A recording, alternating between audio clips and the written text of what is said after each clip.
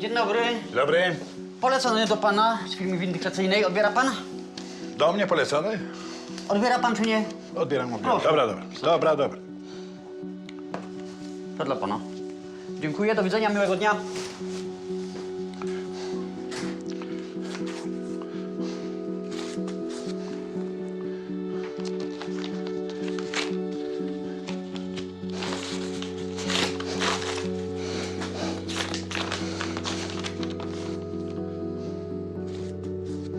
O Jezu. O mój Boże.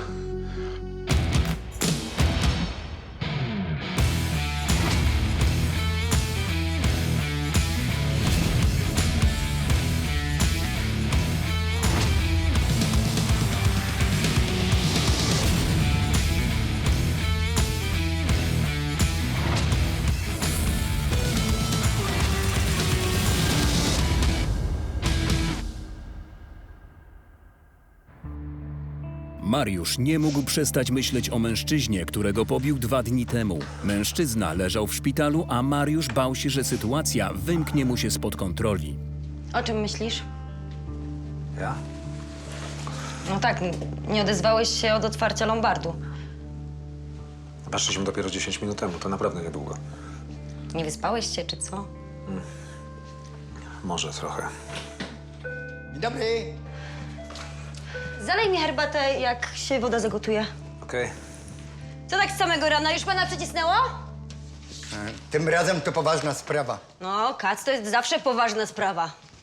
Ale tym razem naprawdę nie chcę na flaszkę. No akurat mam panu wierzyć. Ile z tego mogę wycisnąć? No jak na flaszkę to tyle, co zawsze. 2 dychy. Ale ja naprawdę nie potrzebuję na flaszkę, no. Z Grażynką obchodzimy równą rocznicę, 35. rocznicę ślubu, no. Naprawdę? Naprawdę. No to moje gratulacje. No, dziękuję. No to co, przyjmie pani? No to ładna niespodzianka będzie, jak się żona zorientuje, że pan jej malakser z domu skubnął. Ale ja chcę jej zrobić naprawdę prezent, no co mam zrobić? Nie wiem, do pracy się wziąć? No to co mam? Iść do konkurencji? A po drugie, przecież mogę ulotki roznosić. No ale już nie mamy. No to podłogę mogę zmyć. Panie Ziutku, niech pan znajdzie stałą pracę. To będzie najlepszy prezent dla żony. Naprawdę pani nie chce tego przyjąć? No to co, znowu mam iść do konkurencji? No ale to tak, no nie bardzo, no. Wynosić żonie z domu sprzęty i kupować za to prezent. No nie czuje pan tego? No czuję, ale no co mam zrobić, no? Niech pani to przyjmie, no. Naprawdę mi to jest potrzebne, no. Miałam wrażenie, że Ziutek naprawdę nie chciał tych pieniędzy na wódkę. On chyba mimo wszystko kochał żonę. Gdyby jeszcze tylko wziął się do pracy. No ale to chyba było ponad jego siły. Ty, draniu! Znowu mi sprzęty z domu wynosisz? Ty, łobuzie, wszystko na mojej głowie, a ty tylko patrzysz, jakby tu się napić. Grażynka, przecież wiesz, że ciebie kocham. Ty mi tu oczu miłością nie zamydlaj. Ja znam tu twoje kochanie. 2 dychy i tankowanie do południa. Byś się wstydził. No ale pan Ziutek czasem się bierze do roboty. On ostatnio ulotki roznosił. No właśnie, no. I co z tego, jak wszystko przepija? Ty zobaczysz, że ja się z tobą w końcu rozwiodę. Grażynka, tylko nie rozwód. Boisz się. I masz rację. No bo kto by gotował, prał? A tak to ja bym sama była w domu i niczym bym się nie przejmowała. Rozumiesz to? Tyle mam z ciebie co nic. Idziemy. Dzisiaj nie będziesz pił, bo nie ma za co. Idziemy. Do widzenia. Do domu. Ale ja pomogę ci w praniu. Dobra, gadka szpatka. Do widzenia. Pani Grażyna sama chyba zapomniała o rocznicy ślubu. A Ziutek ani słowem się nie wygadał. Chyba naprawdę miał poważne zamiary. Co? Ziutek znowu zebrał cięgi, tym razem za niewinność. No bez przesady wyniósł żonie z domu malakser. No ale tym razem intencje miał lepsze. No jasne. Dobrymi intencjami to jest piekło wybrukowane. Ej, a co z moją herbatą? A sorry. Ale i tak by ci już wystygła. No to dzięki. Dobra, daj zrobić. Ej, co cię ugryzło? Nic, no chcesz herbatę, tak? Aż tak ci działam na nerwy? Odgrywasz się, czy co? Nie, naprawdę, to nie twoja wina. Po prostu się nie wyspałem. Czym się denerwujesz? Niczym. Na pewno? Dzień dobry. Klient przyszedł. Byłem zły na siebie, że nie potrafiłem ukryć napięcia.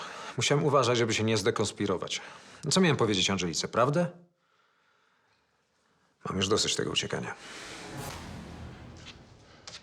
Pomogą mi państwo Chce pan to zastawić? sprzedać, bo i tak na wykup nie będę miał pieniędzy.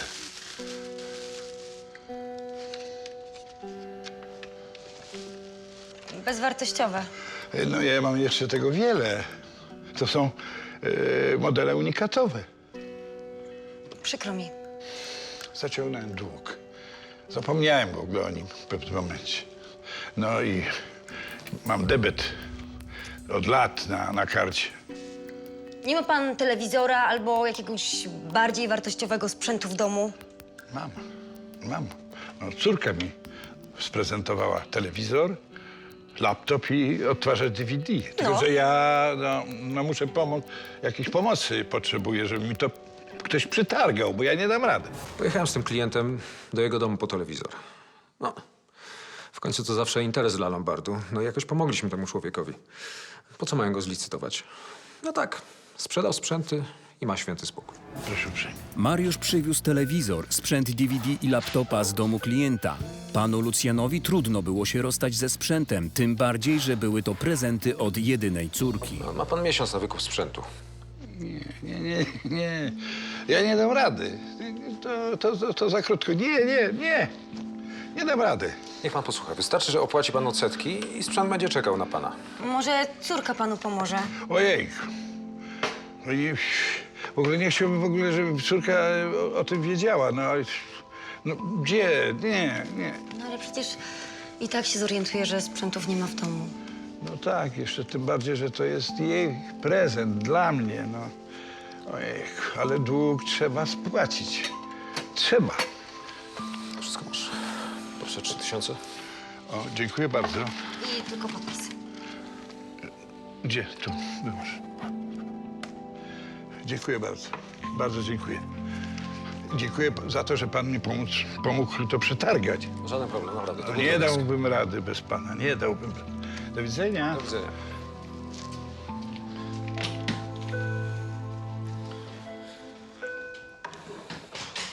Żal mi tego człowieka. Mi też chcieli wcisnąć tą kartę debetową, ale się nie zgodziłam, wiem czym to grozi. Pożycza się łatwo, ale później trudno oddawać. Mariusz tylko na pozór był taki oschły. Trudno go było rozgryźć, ale lubił pomagać ludziom.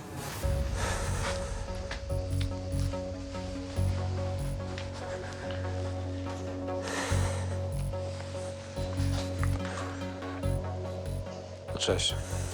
Jak tam coś się wyjaśniło? No, u mnie bez zmian.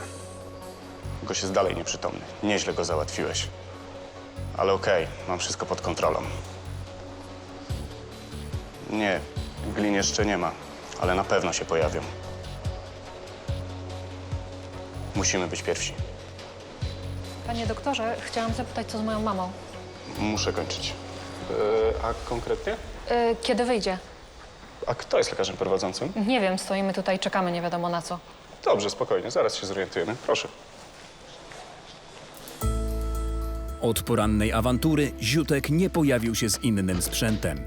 Za to przyszła jego żona. Angelika była zaskoczona jej wizytą.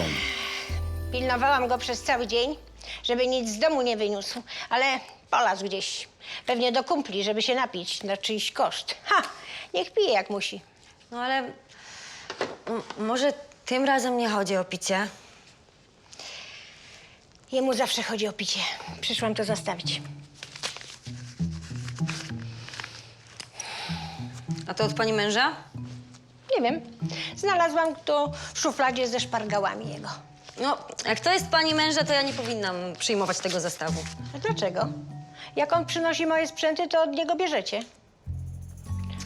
Będzie na odwrót. Tak po złości, o. No ale co, chce się pani odegrać?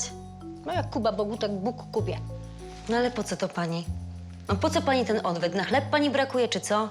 Jakaś kara musi być. To ja się użeram z życiem, zarabiam, a on tylko przepija i hula. Ile można? Ale może niech pani spróbuje to jeszcze omówić z mężem. Może się dogadacie. To co? Mam iść gdzieś indziej? No dobra, wezmę ten zestaw.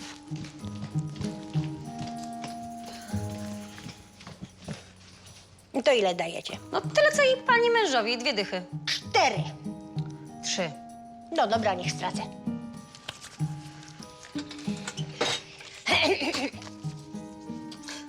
O, w gablotce. Dziękuję. Do widzenia. Do widzenia. Pan Ziutek chciał uroczyście obchodzić rocznicę ślubu, a zanosiło się na awanturę. Pani Grażyna nie była w nastroju do amorów.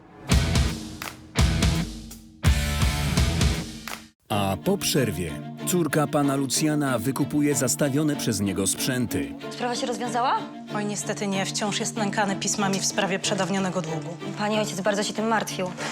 Zięć pana Lucjana wyrzuca windykatora z mieszkania. Proszę mnie zostawić, bo wezwę policję. Policja interweniuje w sprawie pobicia windykatora. Nikt tu nie został pobity. Rozmawialiśmy. No ale ja widziałem jego podarte ubrania, siniaki na rękach. Mariusz i Drozd przesłuchują szpiega. To po co z niego uciekałeś? Dla kogo pracujesz? Dla ruskich czy dla mafii? Czy dla naszych?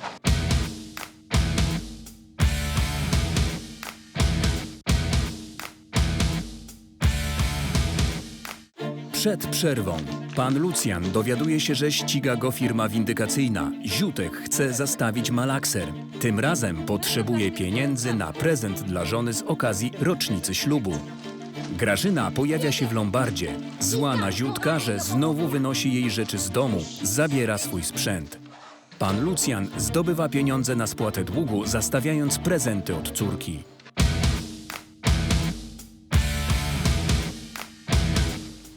Tymczasem Mariusz doczekał się wiadomości od swojego przyjaciela Drozda.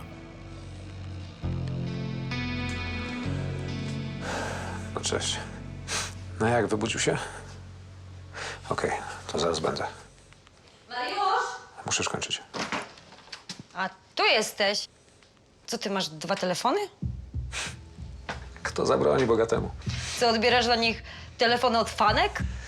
Nie, akurat zmieniam operatora i dlatego mam 2. Aha, zamawiam jedzenie. Chcesz coś? Nie, dziękuję. Wiesz, muszę już gdzieś wyjść zaraz. A co, tak nagle nic nie mówiłeś? Ząb mnie boli. Ząb? Tak, ząb. No akurat zwolniło się miejsce u mojej dentystki. No to spoko. Jak cię boli, no to idź, ja sobie poradzę w lombardzie. Dobra, dzięki. Bajeczka z zębem była wygodna. No w końcu mógł mnie rozboleć. No tylko nie wiem, czy Angelika to łyknęła. Czułem, że trochę wyszedłem z wprawy. Kiedyś kłamstwa przychodziły łatwiej. Dobrej. No i co pani najlepszego zrobiła? Przepraszam, ale już zamykam. No? Wszystko pani zepsuła. No ale o co panu chodzi? Wszystko mi żona powiedziała. No i ma satysfakcję. Dlaczego pani od niej przyjęła normalnie mojego MacBookera? Co takiego? To taki sprzęt składany, no kurde, no. No co, no pana żona też może sobie zostawić sprzęty. Tylko od pana mamy brać? Ale dobrze pani wiedziała, że ja potrzebuję na prezent. Chciałem mi kupić normalny taki mały pierścioneczek, no. No to i tak by nie starczyło. O co bym doniósł, a widziałem u was, tutaj widziałem u was taki fajny pierścioneczek, no mały. No ale skąd ja miałam to wiedzieć? No zawsze pan coś kombinuje. Wszystko wzięło w łeb, no. No to, nie wiem, może kwiaty wystarczą. Kwiaty? Kwiaty to za mało. Kobiety lubią dostawać kwiaty. Ale po tym wszystkim, co ja narozrabiałem, jeśli należy porządny prezent. Pić by pan przestał, to byłby najlepszy prezent dla żony. Muszę coś wykombinować.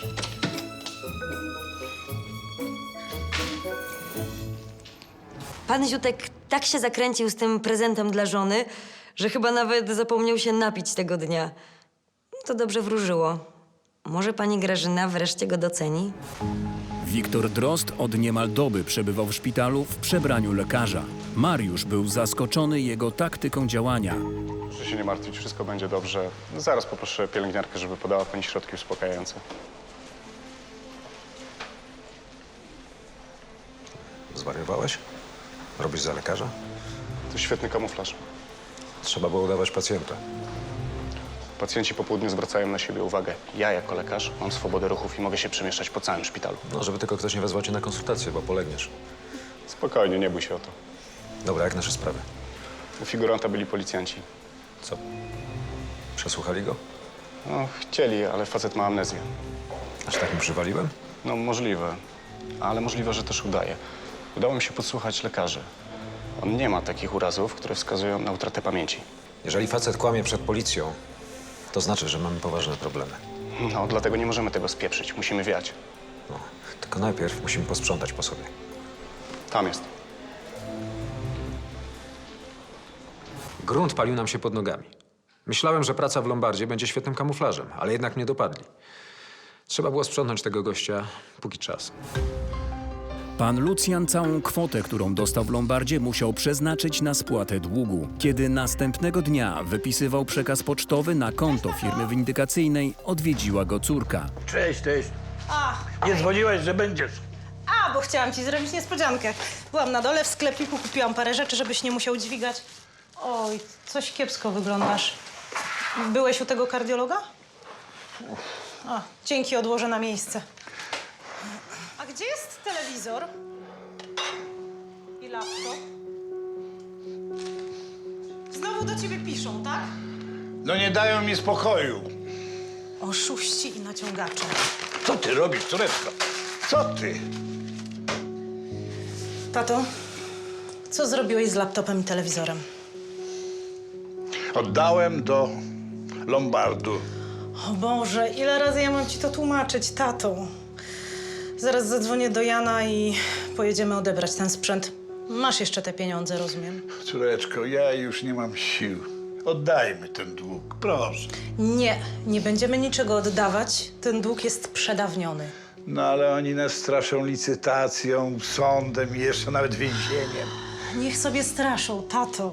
Nic nie musisz im oddawać i nic ci nie mogą zrobić. Ale jednak dług zaciągnąłem. Ale jednak mogli sobie go wcześniej ściągać od ciebie. Daj pieniądze. Pojedziemy z Janem do Lombardu i odbierzemy zastaw.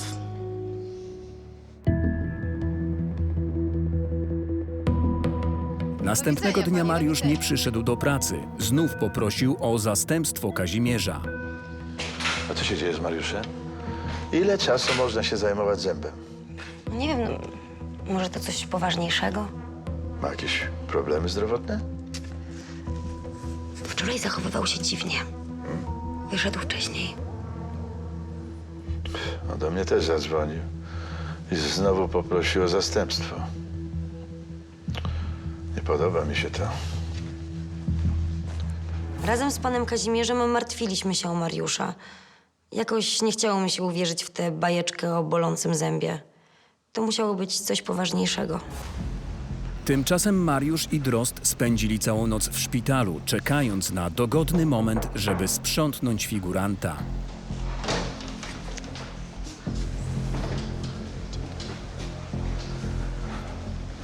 Może teraz go zwiniemy. To nie jest dobry moment, za chwilę będzie obchód. Cholera. Mogliśmy go załatwić w nocy. Ale spokojnie, nie było okazji. Nie możemy czekać. W końcu się zorientują, że nie jesteś lekarzem. Spoko, jestem wiarygodny. Jak się zdekonspirujesz, to wezmą gliny, będziemy ugotowani. Kiedyś miałeś mocniejsze nerwy. A ty szybciej podejmowałeś decyzję. Dobrze, zagramy wabank na bezczela. Czas działał na naszą niekorzyść. Musieliśmy działać zuchwale, tak jak kiedyś. No nie mogliśmy zostawić figuranta gliną. Dzień dobry. Dzień dobry. W czym mogę pomóc? Mój ojciec zastawił tutaj telewizor, laptopa i DVD. Chcielibyśmy wykupić ten sprzęt. A w takim razie zapraszam pani ojca osobiście, bo tylko jemu mogę wydać ten sprzęt. No ale niestety ojciec jest bardzo chory i nie może się denerwować. Ale mam jego pełnomocnictwo.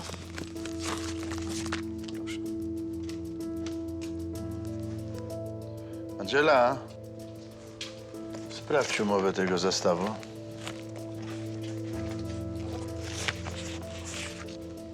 A przypominam sobie, to taki sympatyczny starszy pan. Mówił, że ma jakieś problemy z kartą debetową.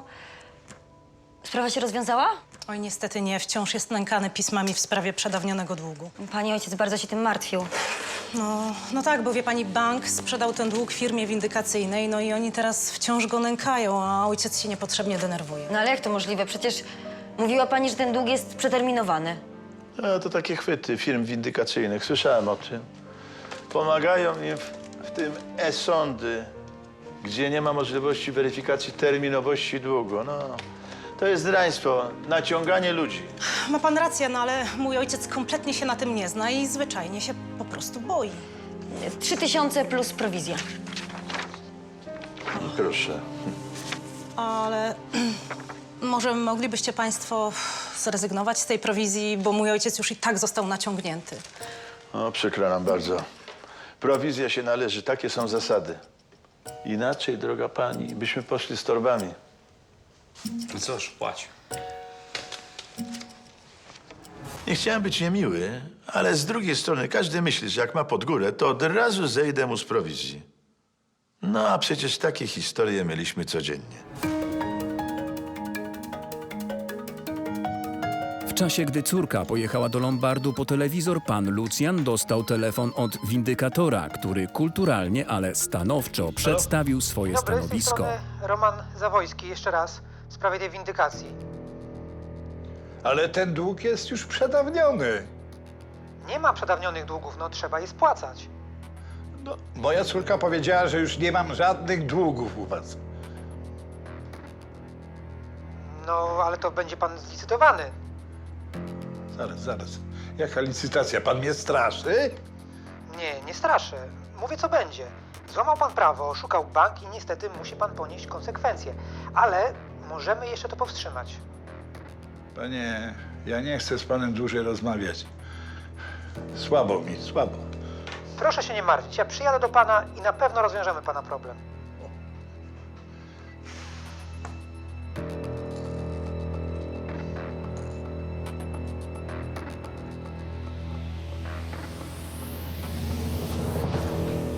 Mariusz i Drozd wyczekali odpowiedni moment po obchodzie, żeby zgarnąć figuranta, który leżał na sali chorych. Gdzie on jest? Czyli udawał, nie miał żadnej amnezji. Czyli wie o nas. No na pewno się spodziewa. Nie może nam zwiać. Może jest jeszcze gdzieś na terenie szpitala. Co panowie tutaj robią? Konsylium. Tylko pomyliliśmy pacjenta. Nie kojarzę pana, panie doktorze, i pana również. Nic nie szkodzi, już nas nie ma. Halo, a gdzie pacjent? Nie mogliśmy pozwolić, żeby facet nam zwiał. Nie było czasu do stracenia. Musieliśmy go szukać po całym szpitalu. Musieliśmy go dorwać. To pan do mnie Windykator wyczuł okazję i niezwłocznie odwiedził pana Lucjana, który był wyraźnie zaskoczony jego wizytą. Proszę. Ale ja już panu mówiłem, panie drogi. Proszę się nie przejmować. Jesteśmy tutaj po to, żeby jakoś rozwiązać ten problem i naprawdę będzie lepiej, jeśli jakoś się dogadamy. Czyli tak, potwierdza pan, że miał pan kartę debetową Tak, coś tam pamiętam, tak. i potwierdza pan, że zaciągnął pan dług w banku.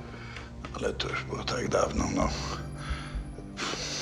Zaciągnąłem dług, potem przyszedł taki czas, że trudno było ten dług spłacić, a potem zmieniłem adres zamieszkania i tak to wszystko. Potem znowu zapomniałem tak patataj, że teraz niewiele z tego pamiętam, panie drogi. No tak, ale długi trzeba spłacać, prawda?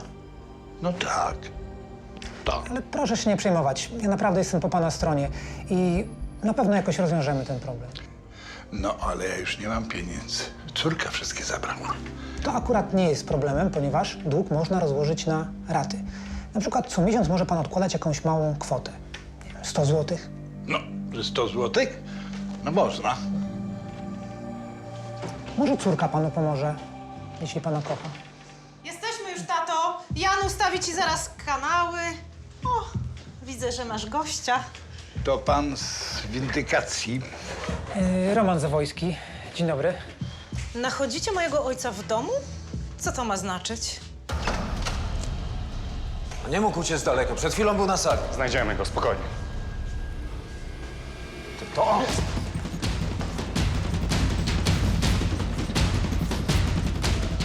Złodziej! Oddaj mi płaszcz!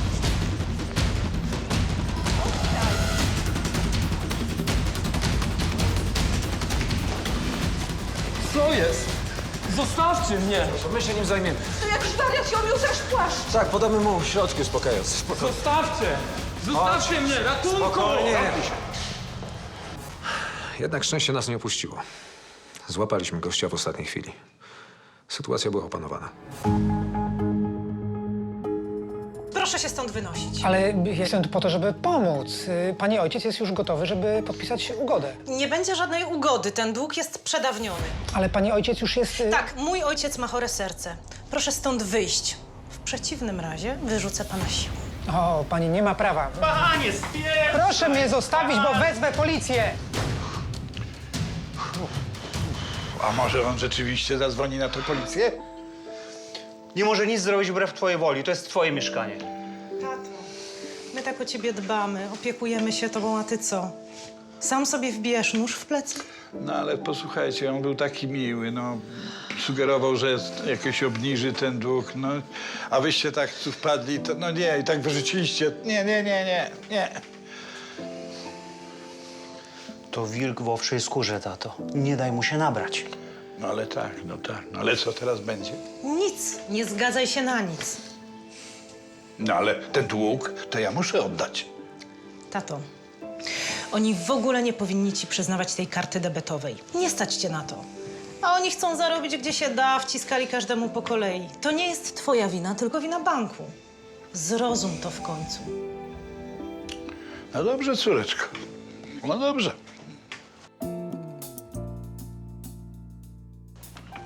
Ziutek nie dawał za wygraną. Za wszelką cenę starał się zdobyć środki na rocznicową niespodziankę dla żony. Dzień dobry. Dzień dobry, panie Ziutku. Co pan znowu przyniósł? Parowar, no może Grażynka się nie domyśli, no. Nie domyśli się. Szefie, jakby nie patrzeć, no to ten parowar, on to bezużytecznie, już, ja wiem, ze 2 miesiące stoi i Grażynka nawet jego nie widzi, no. A jak jutro pana żona będzie tego szukać? No właśnie, a? A jutro to będzie futro. Ostatnio pańska żona zrobiła nam awanturę. Panie Ziutku, przykro nam bardzo, nie możemy przyjąć tego zastawu, bo pan znowu to wszystko przepije.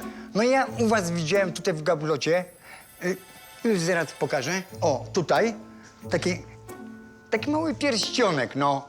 I Czy co? parowar weźmiecie w zamian za ten pierścionek? Ile to jest warte? Tyle co ten pierścionek. Daj mu. Szefie! Dzięki, szefie. A tam. Dzięki. Nie dziękuj mnie, panie. Naprawdę, szef jest wspaniałym człowiekiem, no. No i co robić z tym Ancymonem? Poszliśmy na ten układ i dostał pierścionek w zamian za parowar. Nie byliśmy stratni. A ja byłem ciekaw, co z tej hecy wyniknie. Pan Lucjan starał się ukoić skołatane nerwy po awanturze z windykatorem. Nie był to jednak koniec kłopotów. Proszę. Adam Skoczek, dzień dobry. Dzielnicowy. Dzień dobry. Dostałem zgłoszenie, że w tym lokalu doszło do napaści. Napaści? Jakiej napaści? Zna pan pana Romana Zawojskiego? Pierwszy raz słyszę. Nie znam takiego. Był tu dzisiaj u pana. To windykator. A, windykator. To no, tak był.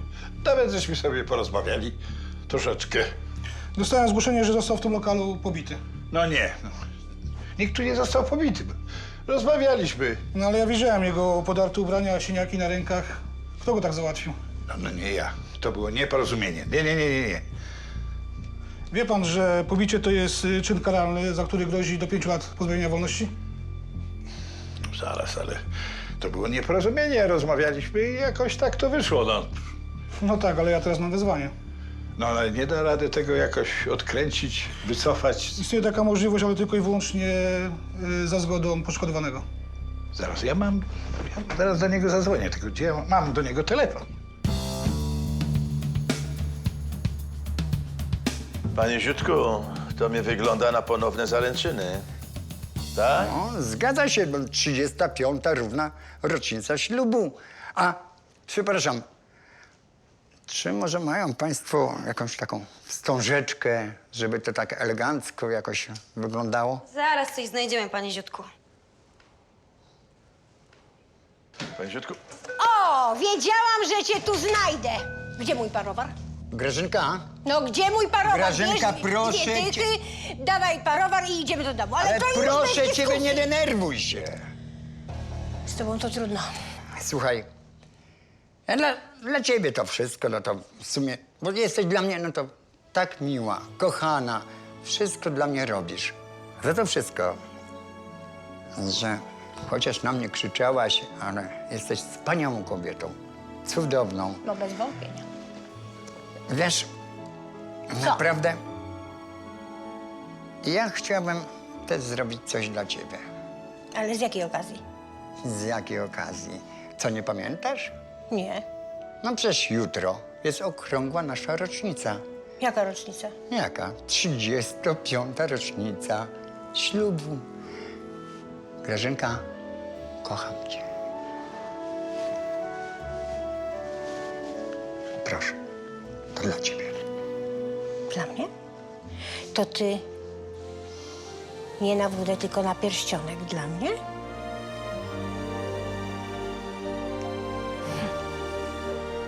Dziękuję. Proszę. Daj buziaczkę. Miło było popatrzeć na panią Grażynkę i na pana Ziutka. Zawsze się kłócą, a tu proszę. Zgoda. No i tyle lat ze sobą wytrzymali. To musi być miłość. No proszę. Lucjan umówił się z windykatorem, chcąc polubownie załatwić zaogniony spór. Ale windykator nie był już taki miły jak poprzednio. No i przyszedłem do pana, żeby pomóc rozwiązać pana problem. A jak zostałem potraktowany? No bardzo pana przepraszam. Przepraszam bardzo. Ale pańska córka to już dzisiaj nie przyjdzie, bo ja bym nie chciał być znowu narażony na takie konsekwencje. No, ja za córkę też przepraszam. A ja nie wiem, co w nią wstąpiło, to... Ja przyszedłem do pana z wyciągniętą dłonią, a spotkałem się z agresją. A to musi się skończyć na policji? Nie można to inaczej? Może mógłbym wycofać oskarżenie o pobicie, ale w zamian za załatwienie sprawy długu. To może jakoś się umówimy, czy można to jakoś wycofać? W takim razie ja mam tutaj taki dokument, w którym pan uznaje swoje długi i dobrowolnie zobowiązuje do ich uregulowania. No dobrze, ale najpierw pan podpisze. Takie oświadczenie napisze, że pan wycofuje oskarżenia wobec mnie o pobicie i także oskarżenia mojej córki i mojego zięcia. Co? Dobrze. No dobrze. Dzień dobry. dzień dobry, dzień dobry. Dzień dobry. A co pan znowu z tym telewizorem? Przecież już córka wykupiła. Zupełnie niepotrzebnie. A pan to kto? To jest pan z windykacji. Jak to? Z tego co wiem, to ten dług jest przeterminowany. Już nie. Pan Lucjan podpisał oświadczenie, że zobowiązuje się dobrowolnie do zapłaty tego długu. No ale to jest oszustwo. Pan wykorzystuje to, że ten człowiek nie zna prawa. No, zamiast tego to może być sprawa karna, bo zostałem pobity. No nie, dobra. Ja nie chcę, ja chcę to już mieć z głowy. Niech to nabiera mocy i siły. Albo idziemy gdzie indziej. Spokojnie, zaraz. Dobrze, znowu przyjmiemy ten sprzęt. Niech pan to, wyciąga. Klient, nasz pan, miał prawo do własnego zdania. Ale ja nie mogłem tak zostawić tej sprawy, bo to był oczywisty kant. Angelika odnalazła telefon do córki pana Lucjana z upoważnienia, które było podpięte do umowy lombardowej i natychmiast do niej zadzwoniła. Pani Weronika?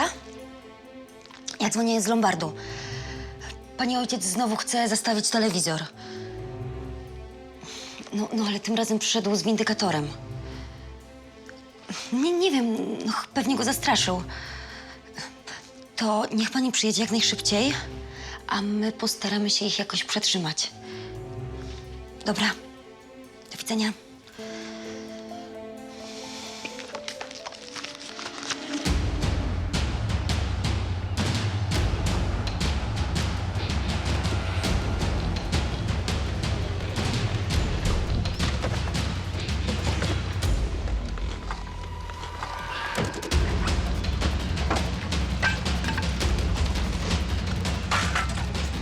Wygodna podróż? Czego ode mnie chcecie? Ale zdziwiony, co? Źle się czuję, zaraz umrę. Umrzesz, jak my ci na to pozwolimy. Potrzebuję do szpitala. To po co z niego uciekałeś? Dla kogo pracujesz? Dla ruskich czy dla mafii? Czy dla naszych? Nic nie powiem. Powiesz, tylko będzie bardziej bolało. Ale... No? Wszyscy was szukają. Nic nie zyskacie, jak zrobicie mi krzywdę. Polski wywiad, Rusy, mafia. Akurat wiemy. A ty nam powiesz, kto jest najbliżej. Wstawaj! Dobra, idę po narzędzia. Jesteśmy przyzwyczajeni do brudnej roboty. Trzeba było z drania wyciągnąć, dla kogo pracował. Musieliśmy wiedzieć, jak bardzo grunt nam się palił pod nogami. Tymczasem Kazimierz grał na zwłokę, żeby zaczekać na pojawienie się córki pana Lucjana. Ten telewizor już był u państwa. To ten sam. Ale różnie bywa. Ludzie przynoszą sprzęty, zabierają, wyciągają bebechy, znowu przynoszą, a potem my jesteśmy w plecy. Tak, wszystko trzeba sprawdzać, bo cwaniaków na świecie nie brakuje. Co wy tutaj wygadujecie? No co mi imputujecie? Co mi tutaj wciskacie? Co ty tutaj robisz? Przecież powiedziałam ci już, żebyś odpuścił. Ojej, córeczko, no jak ty żeś mnie tu znalazła? No są jeszcze dobrzy ludzie na tym świecie. A pan by się wstydził tak nachodzić mojego ojca. Nic panu nie oddamy, bo ten dług jest przedawniony. Pani ojciec podpisał oświadczenie, że dobrowolnie zobowiązał się do spłaty tego długu. Ty chamie. Córeczko. Skany ja już wysłałem tam, gdzie trzeba, a z panią to się jeszcze policzę za to pobicie. No przecież pan sam napisał. Sam pan napisał, że... Tak, napisałem, tylko że się zastanowię. A pan to powinien czytać to, co pan podpisuje. Tato, co się dzieje? Gdzie są twoje tabletki? W domu zostawiłem, córeczko. Ojejcu. Tato. Jaki numer? 112! Facet w końcu nie wytrzymał ciśnienia. Zaszczuli go po prostu. Banki, windykatorzy i cała ta hołota.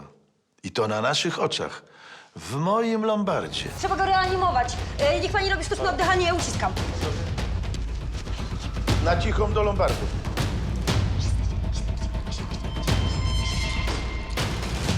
A ty dokąd, bratku? Co pan mi robi, no? Niech się nie wyjdziesz. Proszę mnie zostawić. Czekamy na policję. Nie mogłem puścić tego facetowi płazem. Były jakieś granice przyzwoitości. Człowiek mógł przypłacić życiem to nękanie. Ktoś musiał za to odpowiedzieć. Dzięki reanimacji prowadzonej przez Angelikę i córkę pana Lucjana udało się uratować mu życie, choć jego stan był poważny. A ty dokąd? Proszę mnie zostawić. Co, zostawić? Czekamy na policję. Co pan mnie? Proszę mnie tu nie ruszać. Nie ma pan prawa mnie tutaj przytrzymywać. Nie ma prawa? Pan zostanie po dobroci.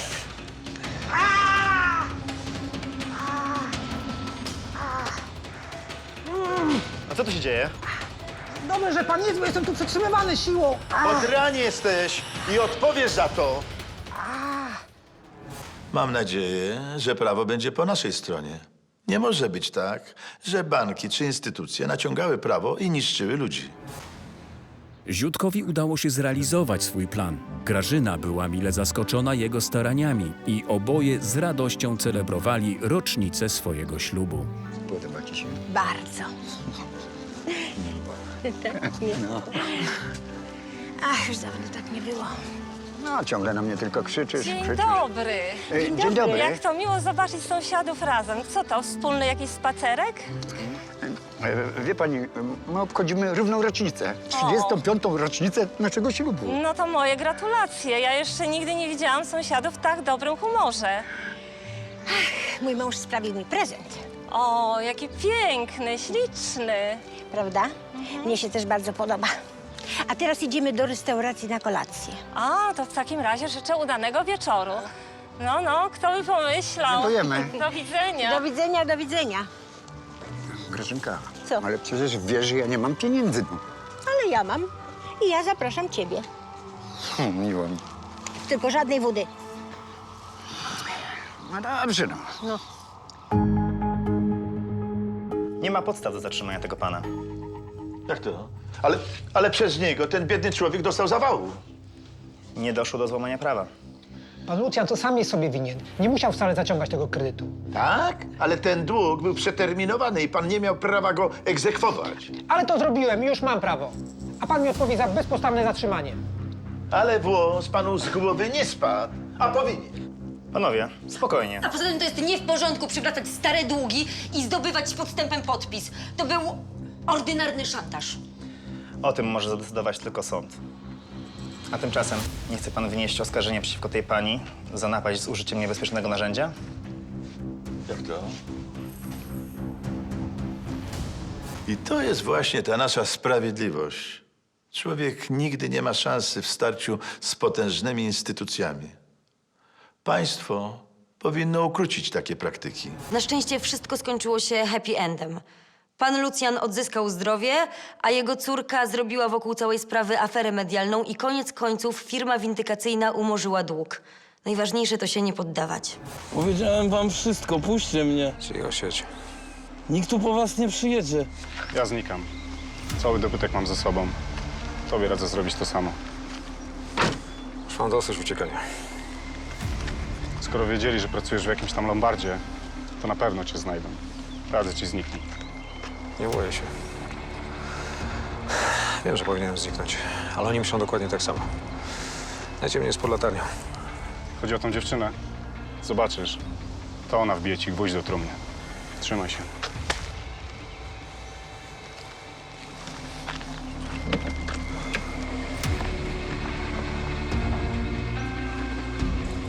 Więcej informacji o serialu na naszej stronie, na Facebooku i Instagramie.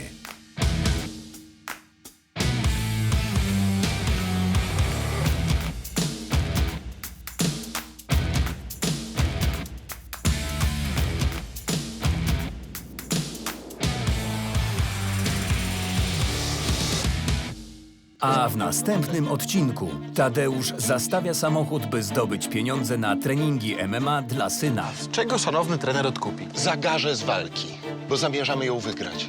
Grażyna oddaje do lombardu pierścionek od Ziutka. No ale nie mogę przyjąć tego pierścionka, nie. A powinien pan. A niby dlaczego? Chcę mój parowar z powrotem wykupić. Kacper wpada pod rozpędzony samochód. Nie wiem, co się stało, po prostu wpadł mi pod koła. Chłopiec, dzwoń po karetkę, na co czekasz? Synek, odezwij się do mnie.